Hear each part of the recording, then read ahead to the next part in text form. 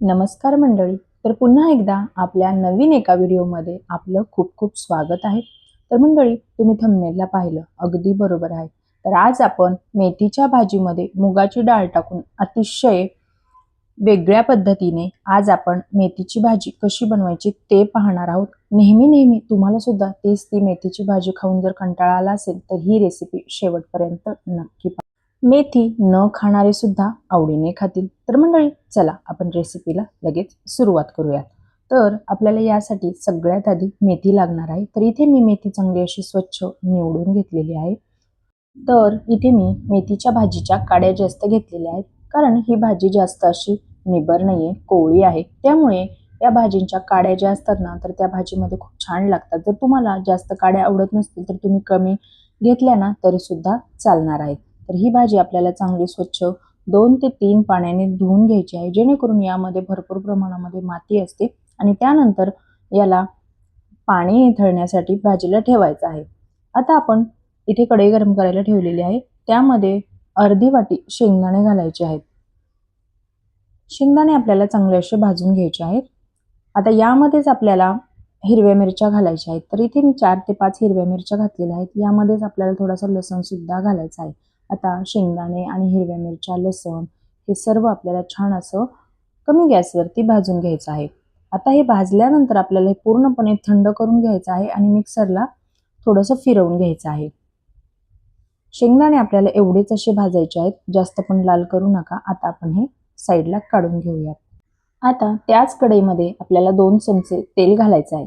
तेल छान असं गरम झालं की त्यामध्ये अर्धा चमचा जिरे घालायचे आहेत आणि जिरे छान असे फुलले की थोडी हळद घालायची आहे. हळद नक्की घाला, यामुळे भाजीला रंग खूप छान येतो. आता हळद घातल्यानंतर लगेच यामध्ये आपल्याला भाजी ॲड करायची आहे. तर भाजीमधलं सगळं पाणी निथळून घ्यायचं आहे. नाहीतर काय होतं, भाजी मध्ये जर जास्त पाणी आपण ठेवलं तर भाजी चांगली अशी कोरडी होत नाही, ती ओलसर होते जास्त. त्यामुळे त्यातलं सर्व पाणी आपल्याला निथळून काढायचं आहे आणि चांगलं असं याला परतून घ्यायचं आहे. एक 2 ते 3 मिनिटात ही भाजी छान अशी परतल्या जाते. त्यानंतर इथे मी अर्धी वाटी मुगाची डाळ भिजत घातली होती. लगेच भिजते, एक 10 ते 15 मिनिटात मुगाची डाळ भिजल्या जाते. आता डाळ घातल्यानंतर याला 2 ते 3 मिनिटं चांगलं असं आपल्याला परतून घ्यायचं आहे. तर मेथीच्या भाजीला परतायला जास्त असा वेळ लागत नाही. अगदी झटपट आणि 10 मिनिटात ही भाजी बनून तयार होते. आता ही छान अशी परतत आहे तोपर्यंत आपण शेंगदाणे वाटून घेऊयात. तर इथे मी अशा पद्धतीने शेंगदाणे, मिरच्या आणि लसूण वाटून घेतलेलं आहे. जास्त पण आपल्याला याला असं बारीक नाही करायचं आहे, थोडंसं जाडा मोठा असं टेक्स्चर याचं ठेवायचं आहे. त्यानंतर आता आपली भाजी छान अशी परतत आलेली आहे. त्यावेळेलाच आपल्याला यामध्ये आता शेंगदाण्याचा कूट ॲड करायचा आहे, जो आता आपण वाटलेला आहे तो. आता यामध्ये हे मिश्रण घातल्यानंतर याला चांगलं असं परत एकदा परतून घ्यायचं आहे. सगळ्या भाजीमध्ये शेंगदाणे, मिरच्या चांगलं असं मिक्स झालं पाहिजे. या पद्धतीने याला चांगलं असं परतून घ्यायचं आहे आणि त्यानंतर यामध्ये चवीनुसार मीठ घालायचं आहे. तर मीठ घालताना शक्यतो कमीच घाला, कारण कोणत्याही पालेभाज्याला नॉर्मल भाजीपेक्षा मिठाचं प्रमाण हे कमीच लागतं.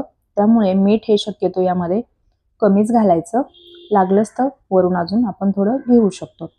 आता याला चांगलं असं मिक्स करायचं आहे. एक 2 ते 3 मिनिटं याला छान असं परतून घ्यायचं आहे आणि त्यानंतर याला एक 2 ते 3 मिनिटाची आपल्याला वाफ काढायची आहे. मेथीची भाजी शिजायला जास्त असा वेळ लागत नाही, लगेच तयार होते ही भाजी शिजून. तर हे पहा, मस्त आपली भाजी अगदी 10 मिनिटात बनून तयार आहे. तर मंडळी, तुम्ही पाहू शकतात अजिबात याला वेळ लागलेला नाहीये. अगदी झटपट आणि सोप्या पद्धतीने आपण ही मेथीची भाजी बनवू शकतो. अगदी सकाळच्या घाईमध्ये सुद्धा कसलीही पूर्वतयारी न करता अगदी झटपट आणि सोप्या पद्धतीने सुद्धा आपण ही रेसिपी टिफिनसाठी नक्कीच तुम्ही बनवू शकता.